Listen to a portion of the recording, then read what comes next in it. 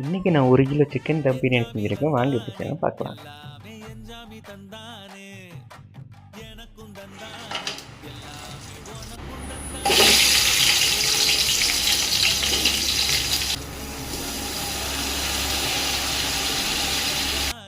அத்தார திண்ணையும் தந்தானே நிம்மதி நெஞ்சுக்கு தூரம்னு சொன்னது யாருன்னு கூறு புள்ள சாமிக்கு நீ வேறு நான் வேறு இல்ல பூமிக்கு யாருமே பாரம் இல்ல ஏட்ட வச்சான் எழுத வச்சான் பாட்ட வச்சான் படிக்க வச்சான் மேகம் வச்சான் மழைய வச்சான் விளைய வச்சானே